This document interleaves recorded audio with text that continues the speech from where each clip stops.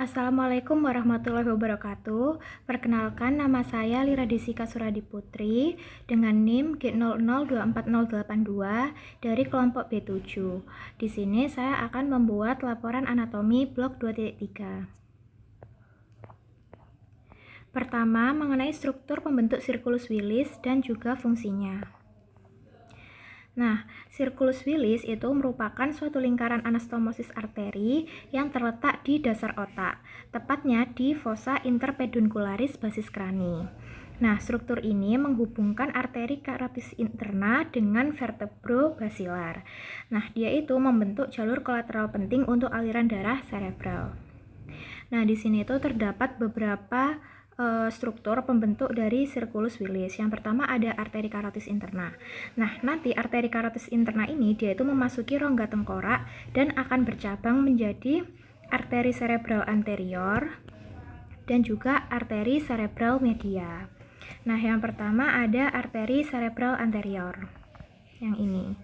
Nah, arteri cerebral anterior atau anterior cerebral artery ini, dia itu kedua sisinya akan dihubungkan oleh arteri communicans anterior yang ini. Nah, selanjutnya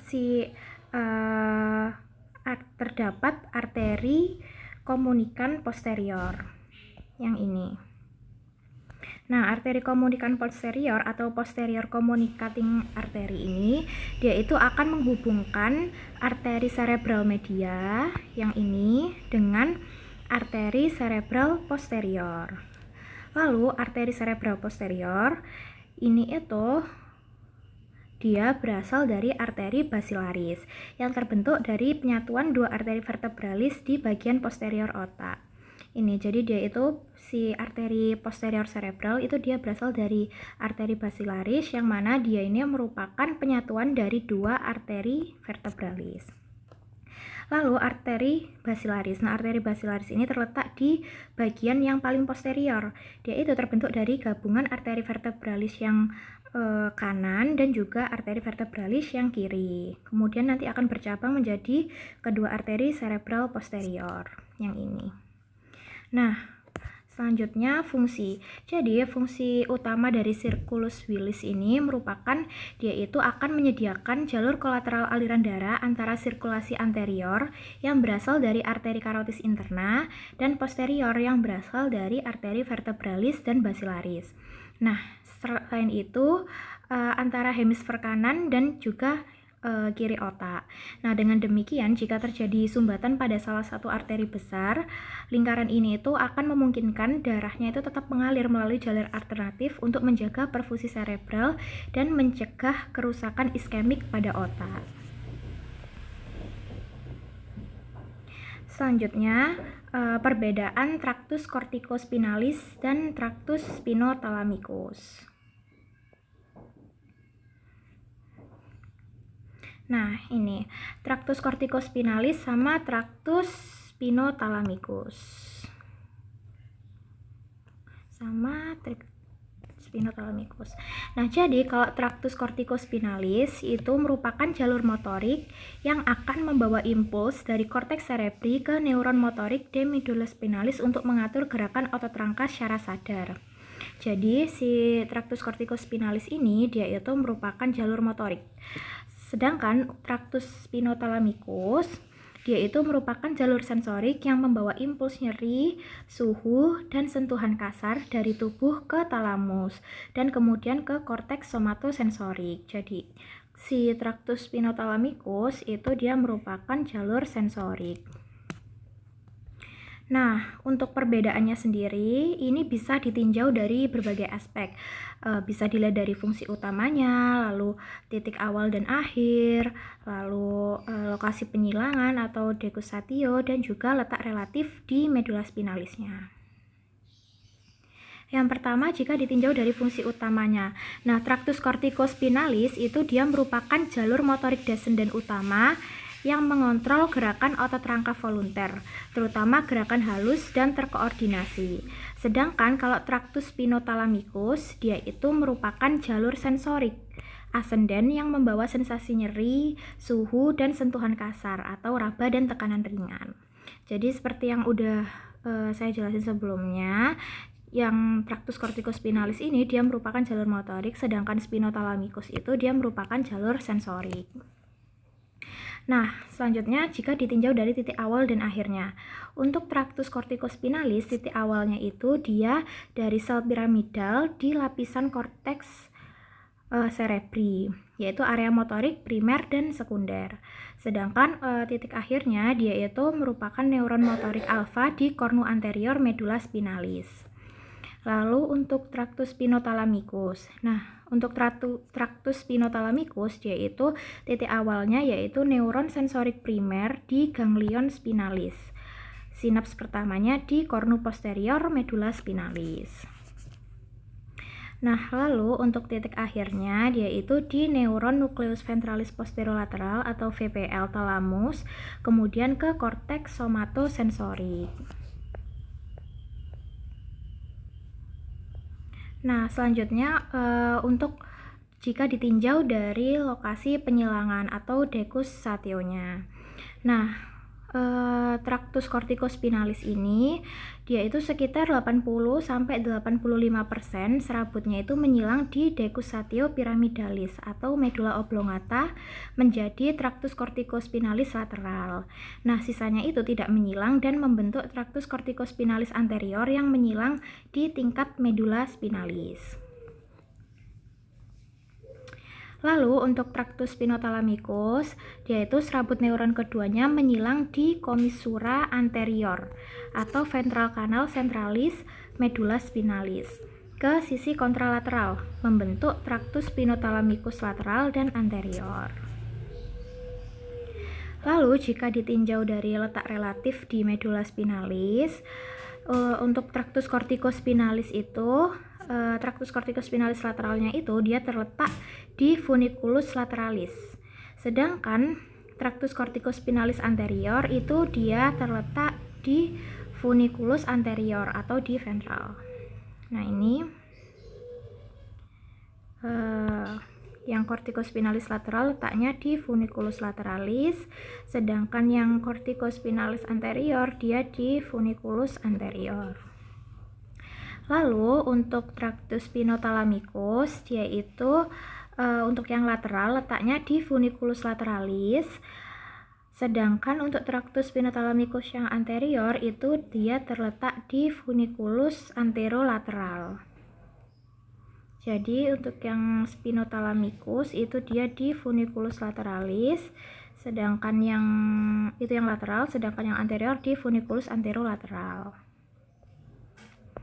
Selanjutnya untuk pembagian traktus cerebri atau batang otak. Nah, ini. Jadi traktus cerebri atau batang otak itu dia terbagi menjadi 3 bagian. Ada mesencephalon, lalu ada pons, dan ada medula oblongata. Nah, ini bisa dilihat di gambar. Ini mesencephalon yang di bagian atas, lalu ada pons yang ini, dan ada medula oblongata yang ini. Nah, pertama kita akan membahas mesencephalon terlebih dahulu ya. Jadi, mesencephalon ini terdapat beberapa struktur atau bagian-bagian penting. Yang pertama ada substansia nigra. Nah, substansia nigra ini nanti dia akan membagi apa? Pedunculus cerebri menjadi crus cerebri sama tegmentum mesencephali.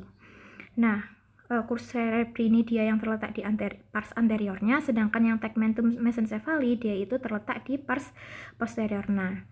Nah, warnanya substansia nigra ini kan gelap. Kenapa? Jadi warna yang gelap itu dia merupakan akibat dari pigmen melanin yang terkandung di dalam badan sel sarafnya. Nah, substansia nigra ini dia itu merupakan komponen penting pada sistem motorik ekstrapiramidal dan dia itu memiliki hubungan dengan ganglia basalis. Nah, substansia nigra sendiri ini dia juga memiliki 2 pars, yaitu ada pars compacta sama ada pars reticularis. Nah, pars compacta ini pada bagian ini dia itu neuronnya berpigmen neuromelanin. Pigmen ini tuh merupakan hasil sampingan dari pembuatan dopamin, di mana dopamin sendiri berfungsi pada lintasan dopaminergic nigrostriatal. Sedangkan untuk pars reticularisnya itu dia terletak di sebelah ventral dari pars compacta. dia itu mengandung neuron yang tidak berpigmen. Lalu selanjutnya kita bahas tentang crus cerebri. Nah, crus cerebri ini tuh merupakan termasuk dalam pedunculus cerebri kan. Nah, crus cerebri ini dia itu mengandung serabut-serabut descendens, di mana 1/5 lateralnya dia itu terdiri dari fibrae temporopontines, terus fibrae parietopontines, dan fibrae corticobulbaris lateralis. Sedangkan untuk 3/5 mediolateralnya dia itu terdiri dari fibrae corticospinalis atau tractus pyramidalis. Lalu untuk 1/5 medialnya dia itu terdiri dari fibrae corticopontines atau fibrae corticobulbaris medialis. Nah, selanjutnya untuk tegmentum mesencephalinya yang ini. Nah, tegmentum mesencephali ini dia itu merupakan nukleus ruber atau merah. Nah, nukleus ini pada potongan preparat segar itu kan warnanya bakal merah muda. Kenapa? Karena dia memiliki kandungan verum yang tinggi. Nah, selain itu bagian ini tuh juga terdapat lemniscus lateralis yang tampak memasuki colliculus inferior untuk jaras pendengaran. Lalu selanjutnya kita akan membahas tentang fossa interpeduncularis. Nah, fossa interpeduncularis ini tuh merupakan dataran yang terletak di antara pedunculus cerebri. Kan dia tuh letaknya di sini ya. Nah, dia itu terletak di antara kedua pedunculus cerebri yang ini. Nah, dia itu di sini bakal ditembus oleh vasa darah arteri centralis posteromedialis sehingga akan membentuk daerah yang berlubang-lubang yang disebut sama substansia perforata posteriora. Nah, di daerah ini juga bakal menjadi tempat keluarnya dari nervus 3 atau oculomotor yang akan membentuk suatu alur yang disebut sulcus nervi oculomotori. Nah, selanjutnya kita bahas ini aqueductus mesencephali. Nah, aqueductus mesencephali ini dia itu bakal menghubungkan ventriculus tertius dengan ventriculus quadratus. Oke, selanjutnya kita akan lanjut ke pons. Nah, di pons sendiri itu dia terdapat dua bagian, ada yang tampak depan sama yang tampak belakang. Nah, yang tampak depan ini disebut sama pars basilaris pontis. Nah, di sini ada bagian-bagian penting juga. Yang pertama ada di sini ada sulcus basilaris. Nah, sulcus basilaris ini dia itu merupakan tempat keluar sulcus basilaris itu dia merupakan tempat dari arteri basilaris. Tempat keluarnya dari arteri basilaris, si sulcus basilaris. Lalu juga terdapat nervus. Ini di sini ada nervus trigeminus atau nervus 5, terus di sini ada nervus abducens atau nervus 6, lalu juga ada nervus vestibulocochlearis atau nervus 8 dan ada nervus facialis atau nervus 7. Selanjutnya untuk tampak belakangnya atau disebut sama pars tegmentalis pontis. Nah, di situ juga ada bangunan-bangunan penting. Nah, di sini pertama ada striae medullaris. Nah, ini tuh merupakan tempat nuclei vestibularis dan cochlearis dan juga salivatorius. Lalu ada colliculus facialis. Nah, colliculus facialis ini merupakan genu interna nervus facialis. Oke, selanjutnya kita beralih ke medula oblongata. Nah, di medula oblongata ini juga ada dua, ada yang tampak depan atau tampak ventral dan juga tampak belakang atau dorsalnya. Pertama kita bahas yang tampak depan dulu atau ventralnya. Di sini terdapat beberapa bagian penting. Yang pertama ada oliva nih. Yang ini. Nah, oliva itu dia merupakan penonjolan yang terbentuk karena pendesakan dari nukleus olivarius yang inferior. Selanjutnya yang kedua ini ada struktur yaitu piramis. Nah, piramis ini tuh merupakan penonjolan karena pendesakan dari tractus piramis atau corticospinalis. Lalu ada sulcus ventrolateral. Nih, sulcus ventrolateral. Nah, sulcus ventrolateral ini tuh dilewati oleh nucleus nervi vagus atau nervus yang ke-10. Lalu ada decussatio pyramidum. Nah, decussatio pyramidum ini dia itu memisahnya si tractus pyramidum. Oke, selanjutnya kita bahas yang tampak belakang atau tampak dorsalnya. Yang pertama itu nih, ini di sini ada trigonum nervi hypoglossi yang ini. Lalu juga ada trigonum nervi vagi yang ini. Nah, trigonum nervi hypoglossi sama trigonum nervi vagi itu dia merupakan pusat vasomotor kardiorespi. Lalu juga di sini ada fasciculus cuneatus. Nih, fasciculus cuneatus ini dia itu mengatur somatomotorik ekstremitas atas. Lalu juga ada fasciculus gracilis. Nah, sedangkan yang gracilis ini dia itu akan mengatur somatomotorik ekstremitas yang bawah. Jadi kalau ini akan mengatur ekstremitas atas, kalau gracilis mengatur ekstremitas bawah.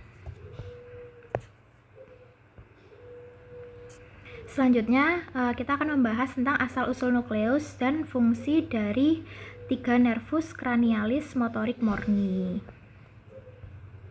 Nah, ini ada gambarnya. Ini tuh merupakan nukleus yang merupakan tempat keluar dari nervus-nervus.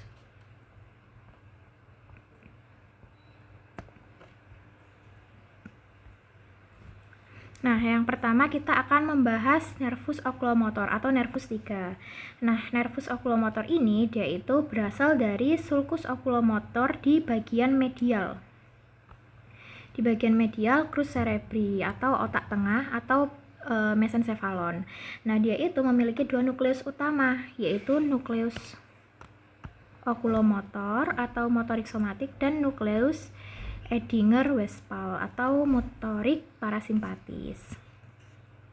Nah, nukleus oculomotor ini juga memiliki fungsi yang spesifik, yaitu untuk menggerakkan sebagian besar otot ekstraokular mata, kecuali otot oblikus superior dan rectus lateral, sama dia itu bakal mengontrol gerakan mata ke atas, ke bawah, dan medial, serta mengatur otot ciliaris dan constrictor pupil untuk akomodasi dan refleks pupil. Nah, lesi di nervus oculomotor ini dia itu akan menyebabkan kelemahan otot atau paresis dengan refleks yang masih ada atau meningkat, yaitu hiperrefleksia dan spastisitas. Nah, pada saraf cranialis lesi upper motor neuron ini biasanya menyebabkan kelemahan otot sisi kontralateral, tapi otot-otot wajah bagian atas itu dia sering mendapat suplai bilateral sehingga lebih jarang terkena. Nah, selanjutnya kalau terjadi lesi lower motor neuron pada nervus 3 itu dia bakal menyebabkan ptosis atau kelopak matanya itu turun. Lalu pupilnya melebar dan matanya akan tergantung ke luar dan ke bawah. Lalu kita akan membahas nervus 4 atau nervus troclear. Nah, asal nukleusnya itu dia berasal dari bagian dorsal otak tengah atau mesencephalon otak tengah, tepatnya di belakang colliculus inferior. Nah, saraf ini tuh untuk mengontrol otot oblikus superior mata. Untuk fungsinya yaitu yang dia bakal menggerakkan otot oblikus superior yang menggerakkan matanya itu ke bawah dan keluar. Nah, jika terjadi lesi upper motor neuron pada nervus ini biasanya itu tidak menyebabkan kelumpuhan total karena suplai bilateral ke beberapa nukleus cranialis. Lalu, jika terjadi lesi lower motor neuron pada nervus 4 ini akan menyebabkan kesulitan menggerakkan matanya ke bawah saat melihat ke dalam. Selanjutnya kita akan membahas nervus ke-6 atau nervus abducens. Nah, asal nukleusnya dia itu berasal dari pons di area ventral dekat alur basilar. Nah, untuk apa? Dia itu untuk mengontrol otot rectus lateral mata. Dia bakal menggerakkan otot rectus lateral yang menggerakkan matanya itu keluar atau abduksi, menjauhi. Nah, jika terjadi lesi upper motor neuron biasanya itu tidak menyebabkan kelumpuhan total karena suplai bilateral ke beberapa nukleus cranialis. Nah, sedangkan kalau terjadi lesi lower motor neuron pada nervus 6 ini menyebabkan kita itu bakal kesulitan menggerakkan matanya keluar atau abduksi.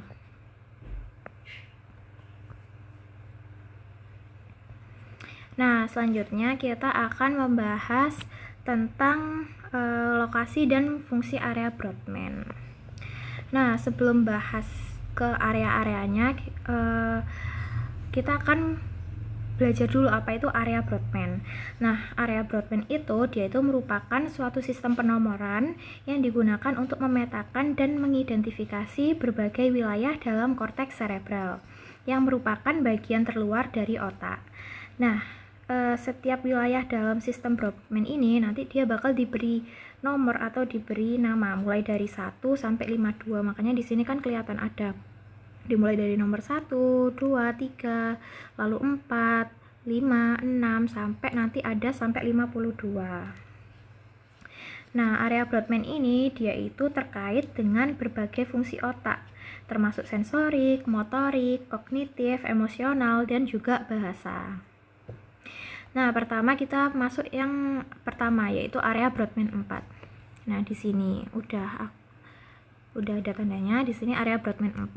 Nah, area Brodmann 4 itu dia lokasinya terletak di gyrus presentralis pada lobus frontal atau lobus yang depan yang di sini. Nah, fungsinya untuk apa? Jadi area Brodmann 4 ini dia merupakan korteks motorik primer yang mana dia itu akan mengontrol gerakan motorik sukarela dari tubuh. Selanjutnya kita akan membahas area Brodmann 1, 2, dan juga 3. Nah, lokasinya di mana? Di sini. Nah, dia itu terletak di gyrus postcentralis pada lobus parietal. Lobus parietal itu dia yang terletak di tengah ini. Yang di sini yang warnanya ungu muda. Nah, fungsinya untuk apa? Udah ada di sini, dia itu somatosensorik. Jadi, dia itu merupakan area sensorik primer yang menerima dan memproses sensasi dari seluruh tubuh. Kayak gimana? Kayak nyeri, suhu, tekanan, dan juga sentuhan. Selanjutnya, kita akan membahas tentang area Brodmann 44 dan 45.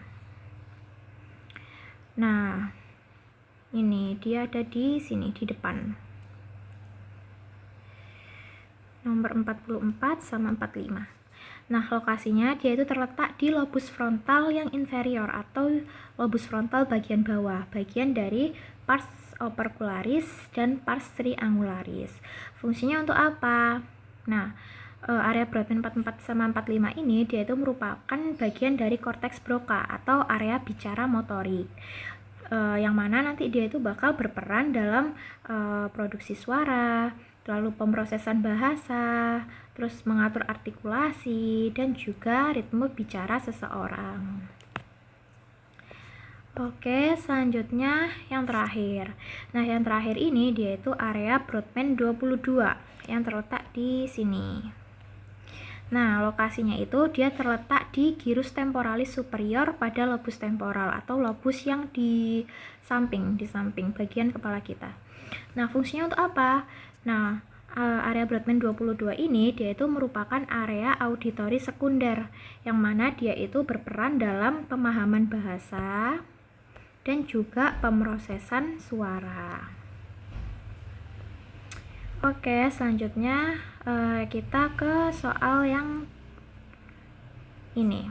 Nah, mengapa oklusi pada arteri cerebri media itu lebih sering menyebabkan kelumpuhan pada wajah dan lengan dibandingkan tungkai? Nah, jadi oklusi pada arteri cerebri media itu dia kenapa lebih sering menyebabkan kelumpuhan pada wajah dan lengan dibandingkan tungkai? Itu karena distribusi vaskular dan juga representasi homunculus motorik di korteks motoriknya. Nah, pertama jika ditinjau dari distribusi vaskularnya. Jadi arteri cerebri media yang ini dia itu mensuplai sebagian besar permukaan lateral hemisfer cerebri, termasuk area motorik yang mengontrol wajah, lengan, dan juga tangan. Sedangkan tungkai itu dia utamanya bakal disuplai oleh arteri cerebri anterior yang memasok bagian medial korteks motorik. Begitu. Lalu selanjutnya dari homunculus motoriknya. Jadi representasi motorik di korteks presentral gyrus itu dia menunjukkan bahwa area untuk wajah dan lengan itu dia terletak di sisi lateral korteks, daerah yang disuplai oleh arteri cerebri media. Sedangkan area untuk tungkai itu berada di bagian medial, yang mana disuplai oleh arteri cerebri anterior. Nah, karena itu oklusi dari arteri cerebri media itu lebih sering menyebabkan kelemahan atau kelumpuhan pada wajah dan lengan. Sementara tungkainya itu dia relatif lebih terlindungi karena suplai darahnya itu berasal dari arteri lain, yaitu arteri cerebri anterior, bukan yang cerebri media. Oke, selanjutnya mekanisme kompensasi vaskular yang terjadi jika terdapat oklusi pada arteri karotis interna yang kiri. Nah, jadi mekanisme kompensasi vaskular saat terjadi oklusi arteri karotis interna kiri itu dia melibatkan struktur circulus Willis yang berfungsi sebagai jaringan anastomosis arteri di dasar otak. Untuk apa? Untuk menjaga perfusi cerebral. Nah, pertama, arteri karotis interna itu dia itu bakal bercabang menjadi arteri cerebral anterior sama tengah. Jadi dia bakal bercabang menjadi arteri cerebral anterior sama arteri cerebral yang tengah. Yang kemudian dia itu bakal terhubung melalui arteri communicans anterior dan posterior dengan arteri cerebral posterior dan juga vertebrobasilar. Nah, bagaimana jika terdapat oklusi pada arteri karotis interna yang kiri?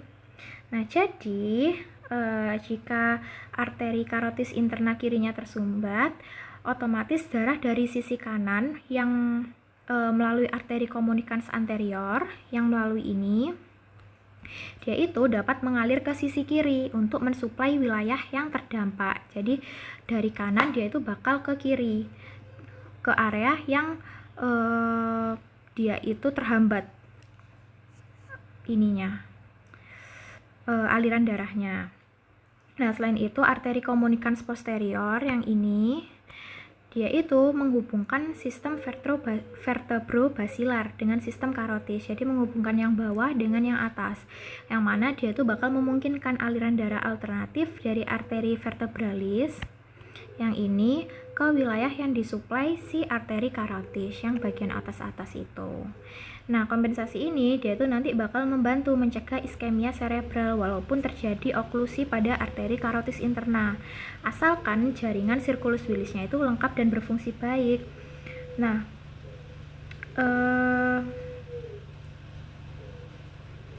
jadi si circulus Willis ini dia itu memungkinkan aliran darah alternatif dari arteri karotis atau vertebrobasilar ke sisi yang mengalami oklusi dari arteri karotis interna, sehingga dia itu menjaga biar perfusi otaknya itu tetap baik dan mengurangi risiko dari kerusakan jaringan, biar semuanya itu tetap berjalan sesuai dengan fungsinya. Baik, sekian laporan anatomi blok 2.3. Terima kasih.